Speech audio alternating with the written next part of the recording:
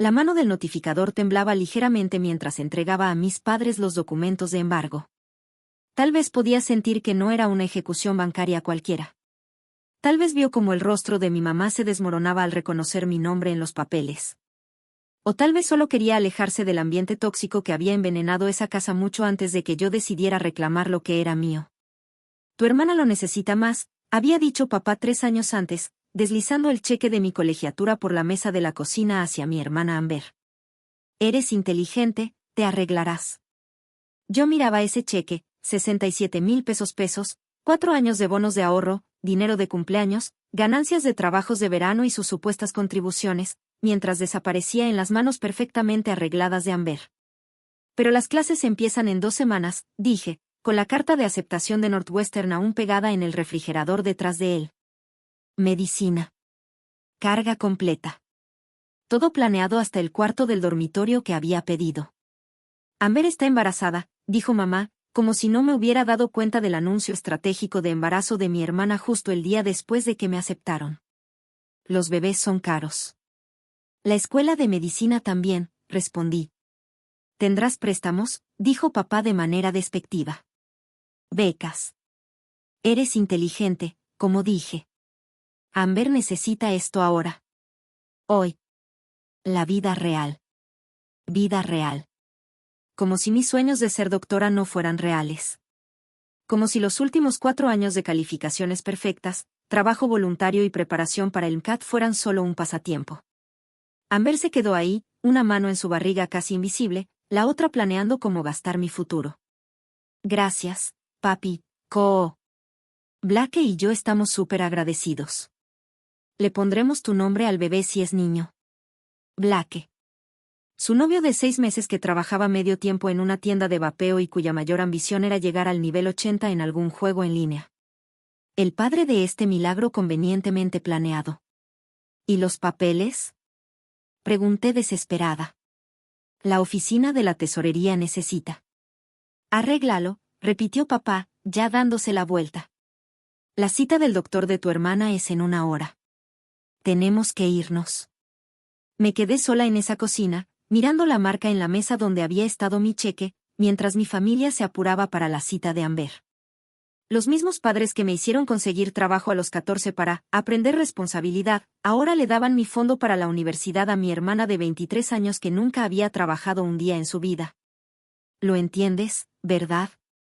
Mamá se detuvo en la puerta. Familia es familia. Yo también soy familia, susurré. Vas a estar bien, dijo, y se fueron. Pasé las siguientes 48 horas desesperada. La oficina de ayuda financiera se rió cuando vio el ingreso de mis padres, demasiado alto para recibir ayuda basada en necesidad, aunque acababan de regalar mi colegiatura. Los préstamos privados requerían aval. Las becas ya estaban repartidas.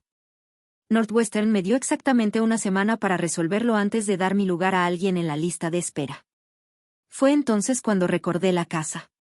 5 años antes, cuando mis padres compraron su casa soñada, habían necesitado un aval para calificar para la hipoteca. El crédito de papá estaba dañado por un negocio fallido. El ingreso de mamá solo no alcanzaba.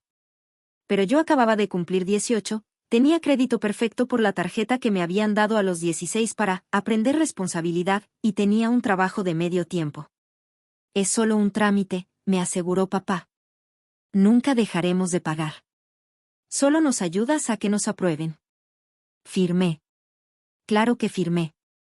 Tenía 18 años, eran mis padres y familia es familia, ¿no? Ahora, sentada en mi cuarto de niña rodeada de folletos de universidad y libros para medicina, saqué esos papeles de la hipoteca que había guardado. Aval. Responsabilidad igual. Derechos iguales. Eres inteligente, me dije frente al espejo. Arregla esto. Y lo hice. Retrasé mi ingreso a Northwestern, les dije que había una emergencia familiar, que no era mentira del todo. Luego hice lo que mis padres siempre predicaron pero nunca practicaron, trabajar. 3 trabajos.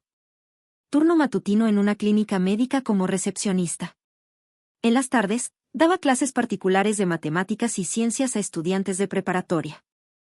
Los fines de semana trabajaba en un restaurante donde las propinas eran buenas y aguantabas a los clientes atrevidos y a los chefs gritones.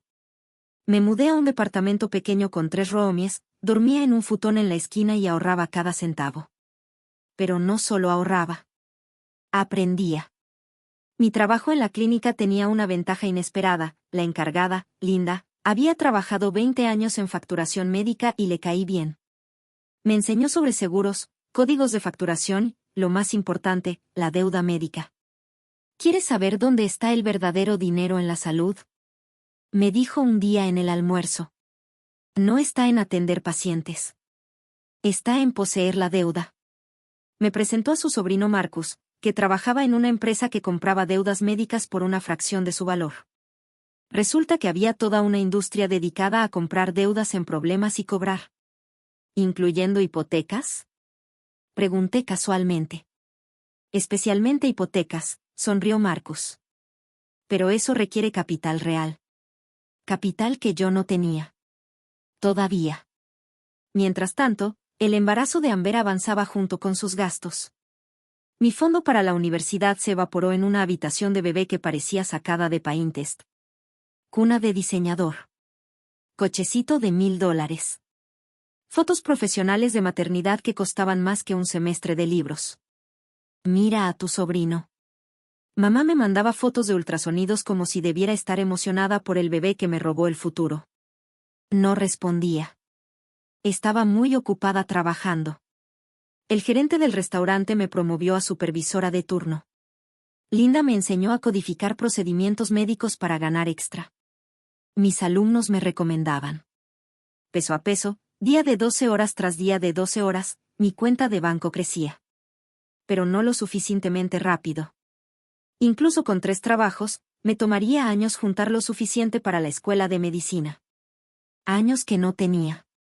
Años que me dejarían atrás de cualquier otro estudiante de medicina que no tuvo su futuro robado por una hermana manipuladora y unos padres que la permiten. Fue entonces cuando conocí a David Chen. David era cliente frecuente en el restaurante, un tipo callado que siempre dejaba buenas propinas y traía revistas médicas para leer mientras cenaba. Resultó que era residente en el hospital, aplastado por préstamos estudiantiles que me hacían llorar con solo escucharlos. 320,000 pesos, me dijo una noche cuando pregunté. Solo la escuela de medicina. La universidad fueron otros 80,000 pesos. ¿Cómo se supone que pagues eso? No lo haces, rió amargamente. Solo esperas morir antes de que los intereses lo dupliquen. Pero David sabía cosas. Sabía que especialidades pagaban lo suficiente para realmente acabar con la deuda. Sabía que hospitales ofrecían perdón de préstamos. Y, lo más importante, conocía abogados especializados en soluciones financieras creativas. Tienes que hablar con mi amiga Janet, dijo después de que le conté mi situación. Ella maneja las finanzas de profesionales de la salud. Hace cosas interesantes con la reestructuración de deudas.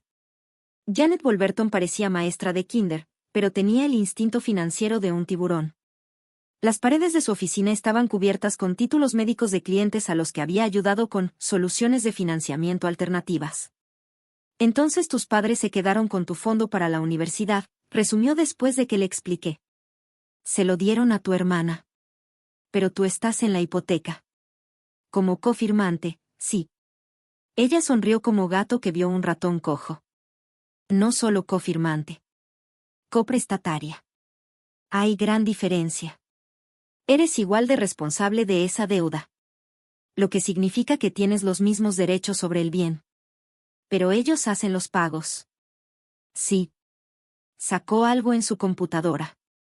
Los registros públicos muestran que han llegado tarde 6 veces en los últimos 2 años. Nunca lo suficiente para iniciar ejecución hipotecaria, pero sí para demostrar un patrón de irresponsabilidad. Mi corazón empezó a acelerarse. ¿Qué quieres decir? Que como coprestataria tienes derecho a proteger tu crédito tomando control total del préstamo si los otros prestatarios demuestran incapacidad para mantenerlo adecuadamente. Especialmente si puedes probar que sus acciones causaron dificultades financieras.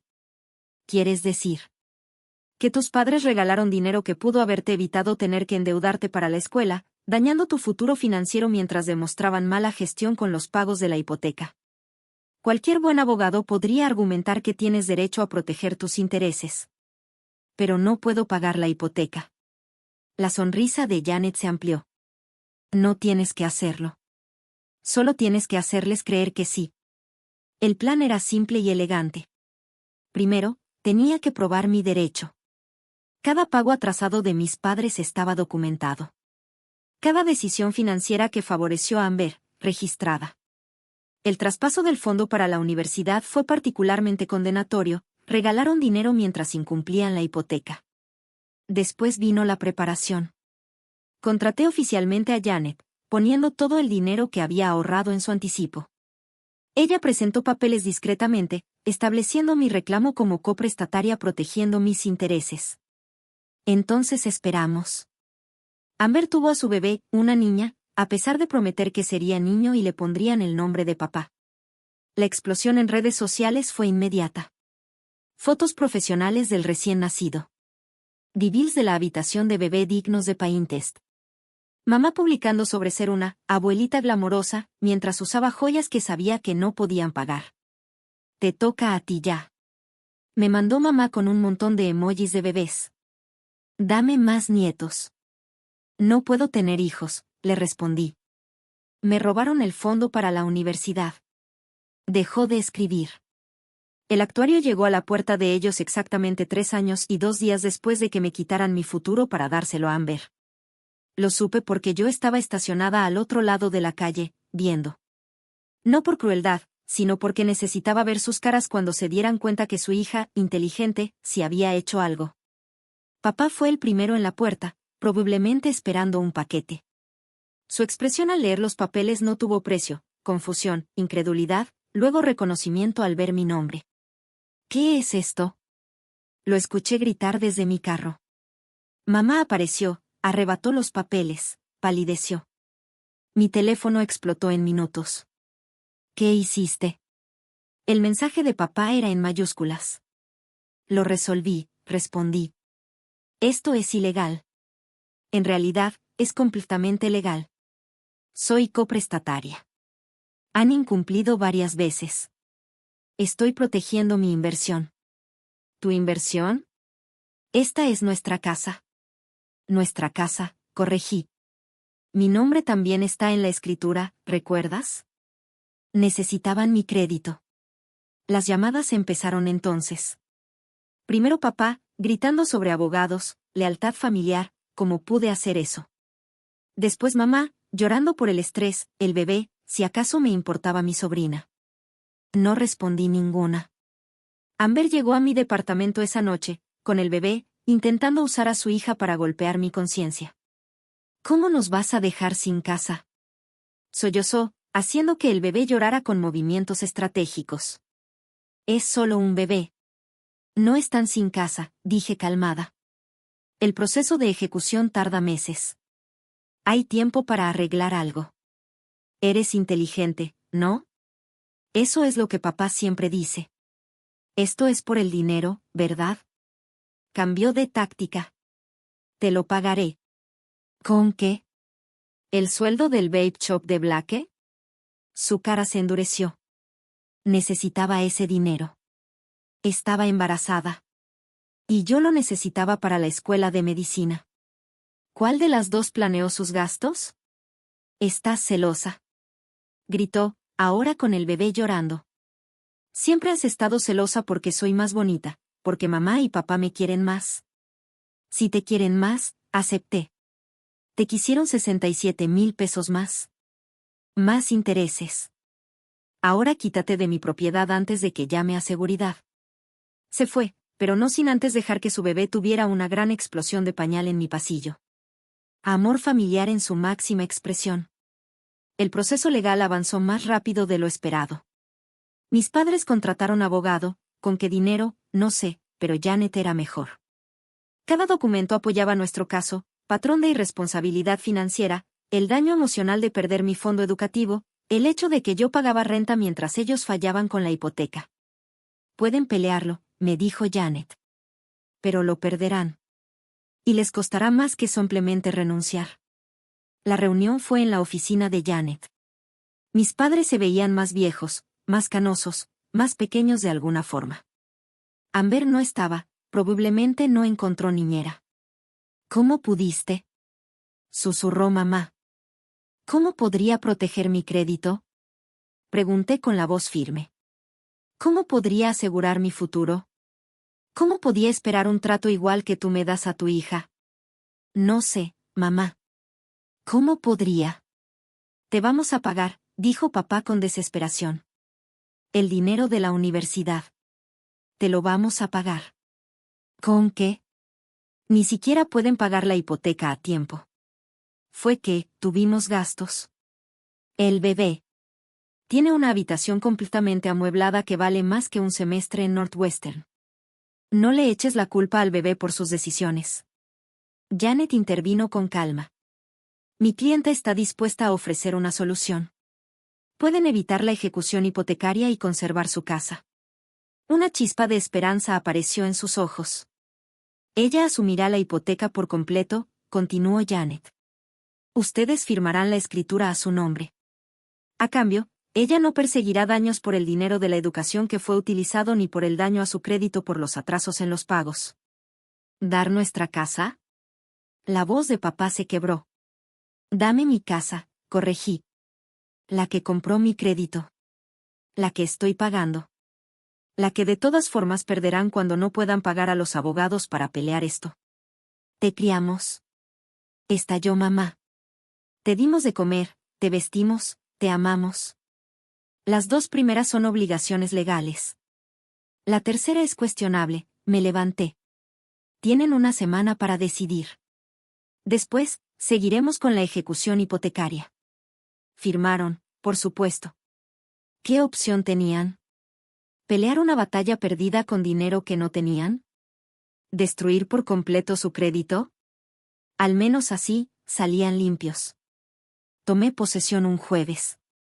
La casa estaba más desordenada de lo que recordaba, prueba de que Amber también había estado viviendo ahí con Blake y el bebé. Su antigua habitación ahora era la habitación del bebé, llena de muebles que mi futuro había comprado. Doné todo a un refugio para mujeres. Estaban agradecidas. Yo me sentí más ligera. Mis padres se mudaron con mi tía a 2 estados de distancia. Amber, Blake y el bebé consiguieron un departamento de 2 habitaciones en una zona donde la gente pone carros en bloques y las sirenas policiales son música de fondo. Espero que estés feliz, me mandó un mensaje Amber. Arruinaste nuestras vidas. No, respondí. Solo dejé de dejar que arruinaran la mía. Vendí la casa 3 meses después. El mercado había subido. Entre el capital acumulado y mis ahorros, tenía suficiente para Northwestern. No la beca completa que planeaba, todavía necesitaría préstamos, pero suficiente para empezar. Linda me escribió una carta de recomendación. David también. Janet me ofreció trabajo para después de la graduación. Los profesionales médicos que entienden de finanzas son raros, dijo. Piénsalo. ¿Y si lo pensé? Sentada en mi cuarto del dormitorio, finalmente, a mis 22, donde debía haber estado a los 18, pensé en muchas cosas. Como la familia puede ser un arma. Como el amor puede ser condicional. Como ser inteligente es más que solo buenas calificaciones. Mi compañera de cuarto tenía 19, recién salida de la prepa, quejándose de que sus papás le mandaban muchos mensajes. Envidié sus problemas. ¿Estás bien? Preguntó al verme. Sí, dije, sacando mi libro de anatomía. Acabo de entender algo. ¿Qué? Pensé en mis padres, probablemente compartiendo un sofá-cama en casa de mi tía. En Amber trabajando su primer trabajo en un supermercado. En el bebé que nunca conocería a su tía porque sus padres eligieron la avaricia en lugar de la familia. Ser inteligente no es saberlo todo, dije finalmente. Es elegir qué cosas vale la pena entender en primer lugar. Ella asintió como si tuviera sentido y volvió a su teléfono. Pero yo me quedé ahí, libro abierto, pensando en el largo camino que me esperaba. Escuela de medicina. Residencia. Préstamos. Todo más difícil por 3 años perdidos, 3 años robados. Pero ya lo había entendido. Justo como papá dijo que haría. La diferencia era que, Cuando les dije que ellos también eran lo suficientemente inteligentes para entender las cosas, lo decía en serio. Se tenían entre ellos. Tenían a Amber. Tenían a su nieta. Seguramente eso valía más que una casa o un fondo para la universidad. El tiempo diría si eran lo suficientemente inteligentes para darse cuenta. ¿Y yo? Recuperé mi futuro. Tardío, marcado, peleado, pero mío. Y nadie, ni familia ni nadie, volvería a arrebatármelo. Abrí el capítulo 1 de mi libro de anatomía. El corazón. Lugar irónico para empezar, considerando que el mío se había roto y reconstruido tantas veces. Pero eso me hacía perfecta para la medicina. Entendía que sanar requería cortar la enfermedad, incluso cuando esa enfermedad se llamaba familia. Especialmente entonces. La familia ayuda a la familia, me susurré, subrayando el primer párrafo. Tenían razón en eso. Solo que nunca especificaron que a veces la familia que tienes que ayudar eres tú misma. Gracias por ver. Nos vemos en el próximo video, mantente sorprendida.